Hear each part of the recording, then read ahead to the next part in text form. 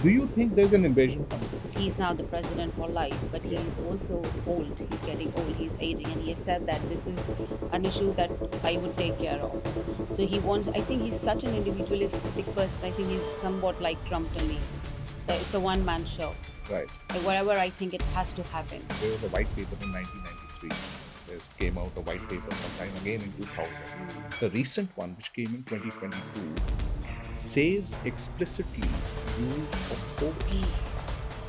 It says very clearly use of force, which is rather ominous. The difficulty is much more tricky because the ruling party is not in majority in the parliament. Exactly.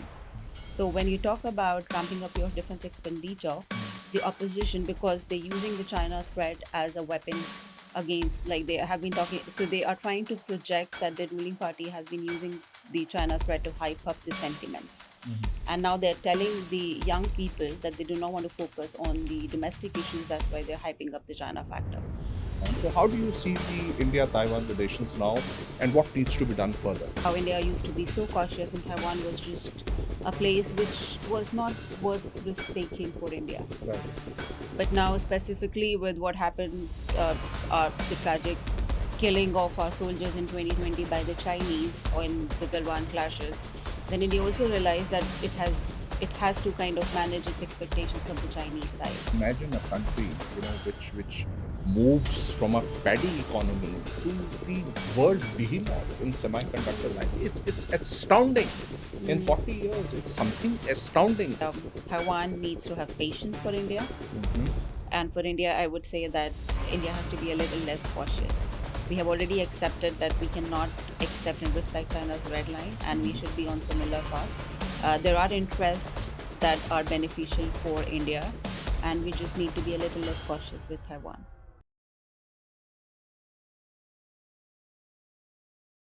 Hello and welcome to Cutting Edge, the show at the very intersection of geopolitics, strategy, and defense and aerospace. Today we have Dr. Sana Hashmi, who's a fellow at the Taiwan Asia Exchange Foundation in Taipei. She's a very, very well-known face insofar as India and Taiwan relations are concerned, and she writes extensively on various issues and has a column in print which is widely read. Welcome, Sana. Good to have you here with me after so long. Thank you so much. Thank you for your kind introduction, and I'm very happy to be here today. Great, great. So let me start straight away with you insofar as the trajectory of India and Taiwan relations are concerned. See, I actually realized sometime around 1995 is when P.V. Narasimha Rao, in his great wisdom, understood the strategic calculus, and he said that we need to be more entwined with Taiwan. And it's been what, 30 years, and we've written this wonderful report in which we've written some great chapters on various things where there are a lot of interactions and intersections between India and Taiwan. So, how do you see the India-Taiwan relations now, and what needs to be done further? Yeah, first of all, I would like to thank you for contributing to the report. Very kind. And you wrote on semiconductor because when we talk about Taiwan and India, we talk about semiconductors. So your contribution was very valuable to us. Very kind of you. And I'm so glad that you started with P.V. Narasimha Rao's vision because this is actually the 30th year of the establishment of representative offices in Taiwan and India. The India Taipei Association as well as Taipei Economic Cultural Center, de facto embassies. So it's been 30 years, so 1995 when the representative offices were established by under P.V. Narasimha Rao administration. So he was absolutely a visionary. Why I'm saying it? Because at the same time, his administration reached out to China, his administration reached out to Taiwan and started the look east policy. Because that was also the time, of course, the reasoning is the Soviet Union was collapsed and India was looking for different partners. Yes. But that was also the decade when India and China signed a number of confidence building measures agreement. Absolutely. So that was a time when relations between India and China was somewhat normalized and it was becoming more institutionalized, primarily on the border aspect. But then, like a lot of other countries, India did not just overlook Taiwan. Of course, it was very cautious when the offices were established, but of course, it was a new, uncharted territory. But the representative offices were established. India started looking at Taiwan through the unofficial lens. Yes. So, in fact, 2025 is the 30 years of the establishment of so-called unofficial relationship. This is what we call it colloquially. But from 1995 to 2025, I see the relations have come a long way. Right. And I've been living in Taiwan for 6 years, and I think I was fortunate enough to see the trajectory of change in relationship. That how India used to be so cautious, and Taiwan was just a place which was not worth risk taking for India. Right. But now, specifically with what happened, the tragic killing of our soldiers in 2020 by the Chinese in the Galwan clashes, then India also realized that it has to kind of manage its expectations from the Chinese side, Right. and it cannot just go on and respecting Chinese red lines when China is not respecting our red lines. Mhm. And they always tell us that you have to respect the red lines. You could not engage with the Taiwanese. But then if our red lines are being disrespected, so I think this was an official recognition that we cannot keep on doing that. Right. And I think India kind of became a little bit less cautious with Taiwan, and perhaps also realized that there is a potential to establish advanced relationship in these sectors such as economics, technology, or an export in semiconductor. You know it much better than I know about it. But this public recognition of Taiwan as an important key technology and economic partner is very much realized from the Indian side. It has been said by our honorable prime minister. It has been said by our foreign minister when he was in London. So the trade is increasing, the investment numbers are increasing. Mhm. I'm optimistic about where it is going to go. But having said that, I am also recognizing that the potential in the relationship is still underutilized, and there is a lot more to do, long way to go. But at the same time, the relations have come a long way. Excellent. I think you've summed it up so beautifully. But there's, it's work in progress. So I think there are going to be a lot of, there's going to be a lot of, interactions and intersections of various things between India and Taiwan in times to come. So now let me, we've been on the television before, and that is the time, there was this massive earthquake in Taiwan, if you recall. Yeah, absolutely. And the whole world was saying that the major foundries and various other facilities in Taiwan, what's going to happen to them, the risk taking part of it, the de-risking part of it, supply chain part of it. Now you see, there is a common perception in the world that Taiwan is today enveloped with a double ring of fire. Mm. The first ring being the natural part, which is the earthquake prone zone because of the seismic issues. The second part is, of course, its friend across the straits at around 100 and 120 kilometers, and which generally acts very belligerent, right? So, do you think there's an invasion coming? Um, Very good question, but at the same time, very difficult question to answer. Right. But the most asked question. First, as in you mentioned about the earthquake, and that was a time when we appeared on the show together and discussed the semiconductor status in Taiwan. But Taiwan's eastern side is mostly prone to earthquake and to even typhoon. So I feel Hsinchu is something, as in, of course, Taiwan is a very small place, and we can't really say with respect to natural disaster. But I feel Hsinchu is still more or less safe. More or less safer. So I don't think that's a threat that they are actually talking about, or is something that it's just there. I don't think it is going to impact the semiconductor because it's definitely on the northern side.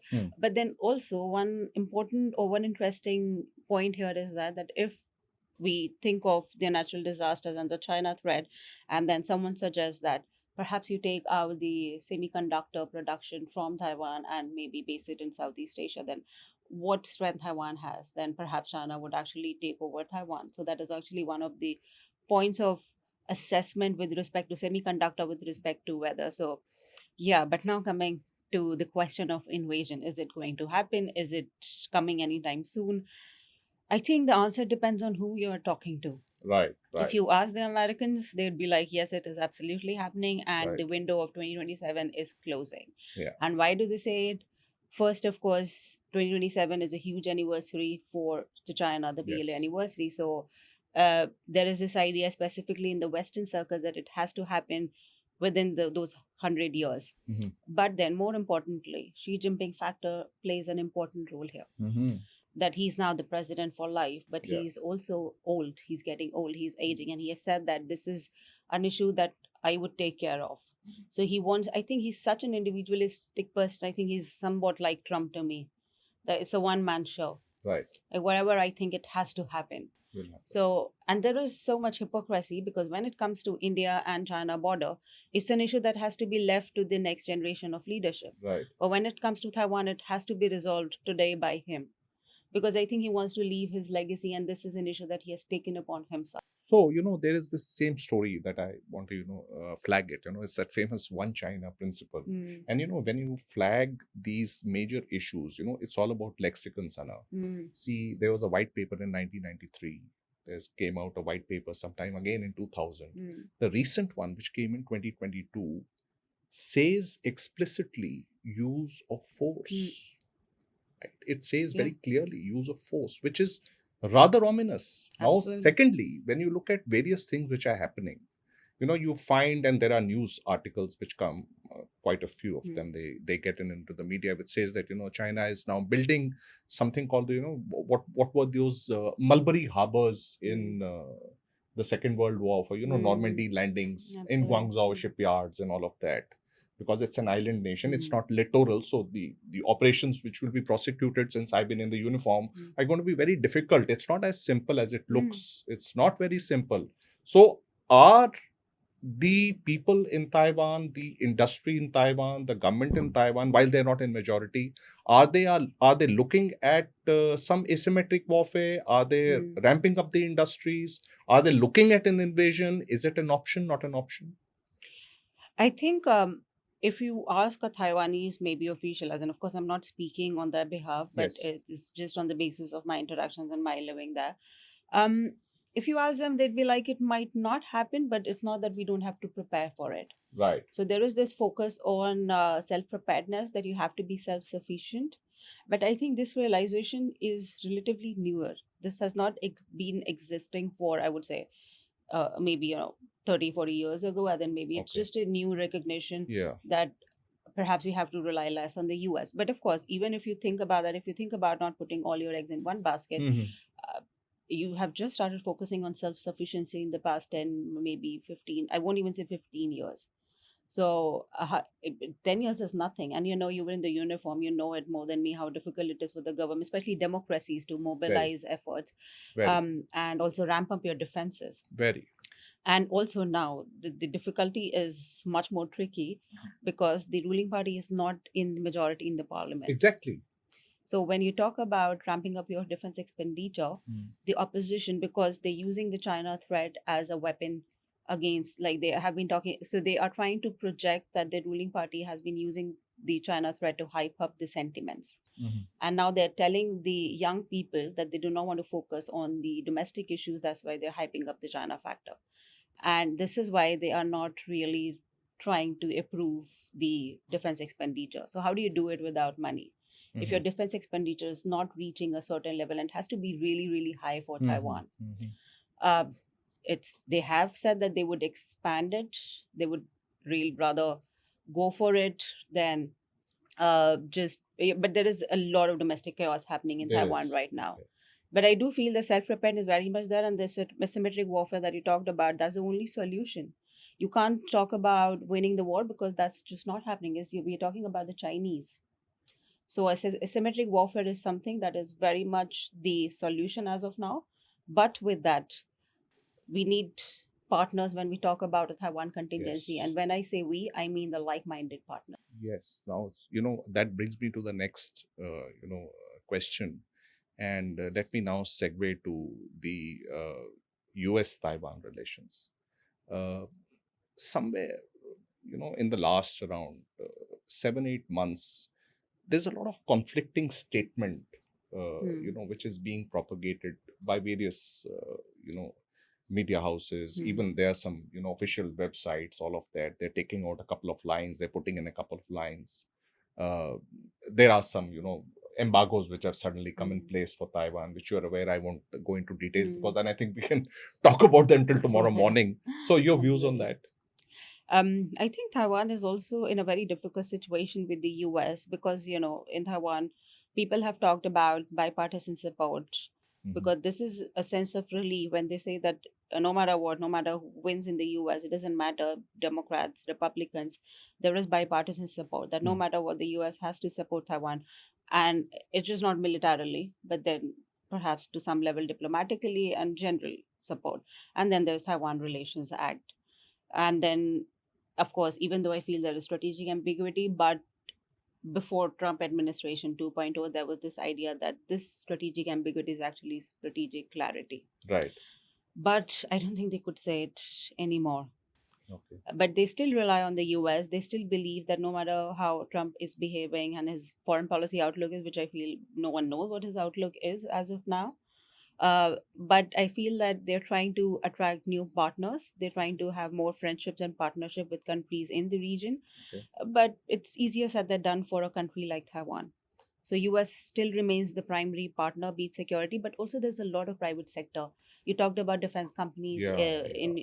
in very briefly in your comments, and there are a number of, in fact, a lot of defense companies that have their offices in Taiwan. Mm. So it's all about how much money do you have, how much money you could actually spend on your defenses, Okay. and how much public-private partnership we could see in times to come. Yeah. So, but then I also see, Sana, in the same breath, I also see a huge amount of friend shoring also taking Mm, place, in terms of, see, I'm a fan of Taiwan. Imagine a country, which moves from a paddy economy to the world's behemoth in semiconductors. absolutely. It's astounding.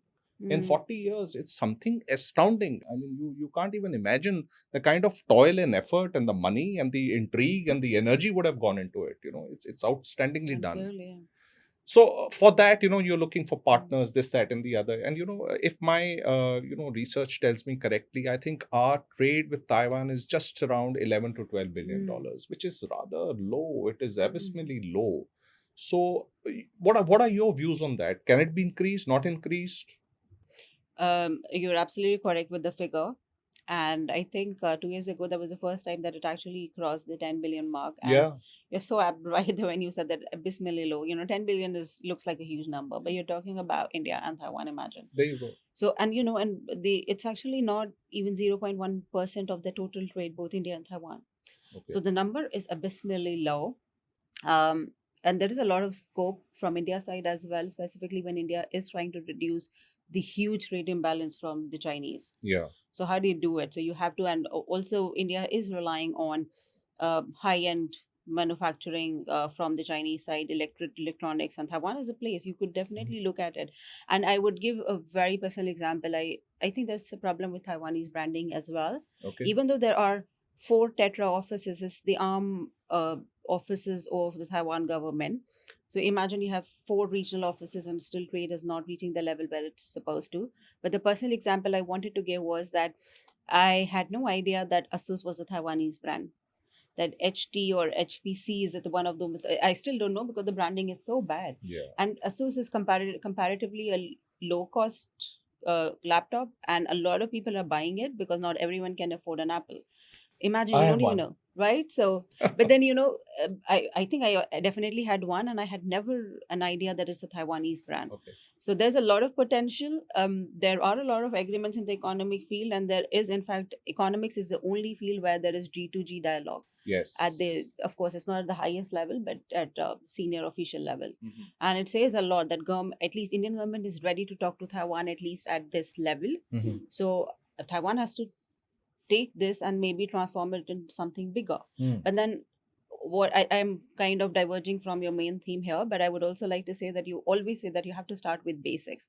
India, as of now, does not really have a lot of stakes and interest. As you said, that it's abysmally low. For 10 billion trade, for 3 billion investment via a third country, India is not going to talk about a Taiwan contingency Yes. because India works for its own interest. India is Yes. just pro India, India first. So Always. always, and it should be like this. But like you, I'm an advocate for Taiwan. I left Taiwan, so I would definitely want India to be more closer to Taiwan. But how could it be done? It Mhm. could be only done when Taiwan is taking 4 steps towards India. Yes. And you have to work on your branding, and you also have to work towards your lobbying efforts, and you have to convince the Indians that we are partners who would be beneficial for you. I know it's unfair to Taiwan, but you have to work on the basics so that India's interests are prominent enough to for it to work for you and to talk for you. Absolutely, absolutely. I think I'm totally in concert with what you said. See, Sana, when you look at India today, it's on a very very high trajectory. It's in terms of the Indian semiconductor mission, in terms of various things. Now, India is a talent powerhouse, Hmm. right? At some stage in time, there's going to be a lot of talent deficit all over the world, including in Taiwan. Hmm. When you're looking at foundries, when you're looking at the design ecosystem, when you're looking at various other, Hmm. electronics and Yeah. EMS, players. So I find there's a lot of role in terms of the Indian talent going to Hmm. Taiwan and Taiwan's best practices in terms of, even fab floor experience. I mean, you're Hmm. you're building fabs now, right? PSMC is a partner Hmm. of Tata. But having said that, with this entire background of electronics, semiconductors, critical Hmm. technologies, and what have you, I think there's a lot of scope of intersection between India and Taiwan in terms of talent, especially, and in terms of technical know-how, in terms of technology, and in terms of joint ventures. Your views on this? I 100% agree with you. As in, I think you answered your questions yourself, but I'll add something to what you said. I absolutely, Indian talent is specifically with what is happening in the US and the visa. Absolutely. And imagine, Chinese are trying to attract the Indian talent with their own K1B, Oh whatever yes, visa, the Chinese version of the version of H1B. H1. And so you mentioned about my print column. So what I do in my print column is that I track the Chinese discourse on a particular issue. So I actually did a column on that particular issue, that how they Right. are trying to attract Indian talent. And imagine they have been so derogatory with Indian, and then you are trying to attract Indian talent. And one of the assessments that I got out of it, that they want to attract Indian talent because they believe that the Silicon Valley was primarily based on the Indian talent. It is. It is, It but is. and that's why they want to get the Indian talent Yeah. out of Silicon Valley to be a part of their technological success. And Right. then, of course, the Silicon Valley part is 100% true. But then Chinese realizing that and now want to attract the Indian talent to emulate the entire US model. That was really interesting to me to look at, that how Indian talent is viewed in a country which is our adversary. Mhm. So they are attracting Indian talent. Taiwan also wants to attract Indian talent, but I think it should be talent, trade, technology, and tourism. There should be four T's: Talent, trade, trade, technology, technology, and tourism. tourism. Okay, tourism too. Tourism too, and I'll come to that. I'll briefly explain. But then trade, of course. So we have talked about trade. Talent, there are a number of visas to attract Indian talent, but I feel there are still a lot of loopholes Right. with that. So there is this visa that is a privileged visa. You come if you have expertise or whatever the criteria is. But I feel they are not able to perhaps spell out what exactly the Indian talent is going to do. Of course, they could have always be an engineer and go to semiconductor sector, but I feel that there should be something that is beyond semiconductor. Indian talent should, but then of course, semiconductor is a huge industry, and I always say that perhaps they should start courses in semiconductor for Indian professionals as well as students, Yes. so that they could work in Taiwan for a bit, and perhaps they could also, some could come back to India and then Mm. work in the semiconductor joint venture. So Yeah. there's the thing Yeah. of joint venture. So I feel there's a lot of scope. If you have a vision, you can make it work. So with respect to technology, you know it way more than I know, and we have already talked about that. But I want to touch upon tourism.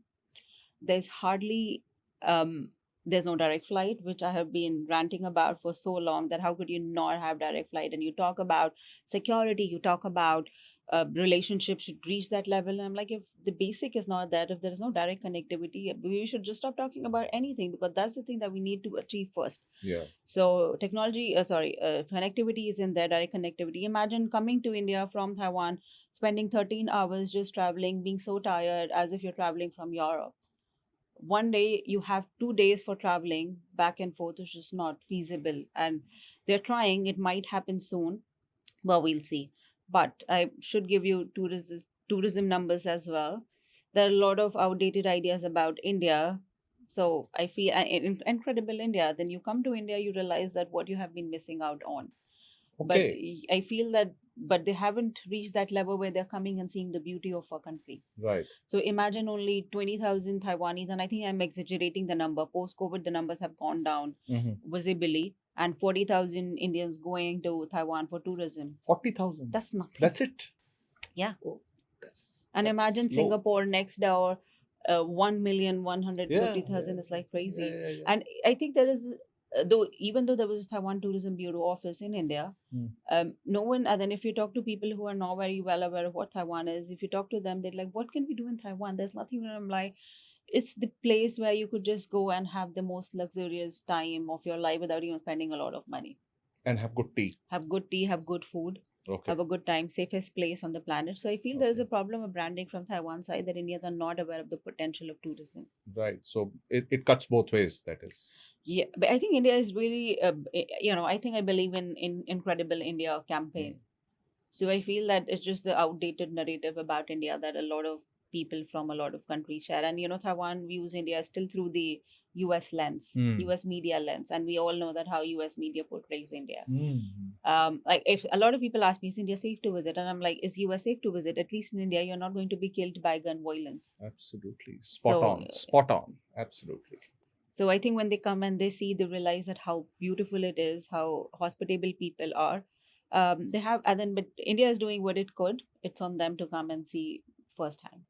All right. So let me ask you in the end, your good points for India and good points for Taiwan to make the entire relationship work to a different level. That's a very difficult question. I know, we could do a session for an entire day on that. But just to be brief and in the interest of time, I would say that Taiwan needs to have patience for India. And for India, I would say that India has to be a little less cautious. We have already accepted that we cannot accept and respect China's red line, and we should be on similar path. There are interests that are beneficial for India, and we just need to be a little less cautious with Taiwan. Great. There's some great thoughts. In fact, they encompass most of the thoughts that I had, and I think you've handled them wonderfully and very with a lot of dexterity, I must say. So thank you, Sana. Thank you for being here on the show. And I think your institutional knowledge of Taiwan, especially by staying in Taiwan for the last 6 years, working in Taiwan, being a knowledge bank in Taiwan, I think it's outstanding. And I wish you all the good luck and Godspeed in whatever you do. And I really hope a lot of traction happens in India-Taiwan relations. And yes, if you think an invasion is coming, I don't think so. I really don't think so, because it's finally all about trade, it's all about technology, and it's all about talent. That's the way the world works. Thank you for watching, ladies and gentlemen. More with Sana as we meet her again when she gets back from Taiwan next time. Thank you.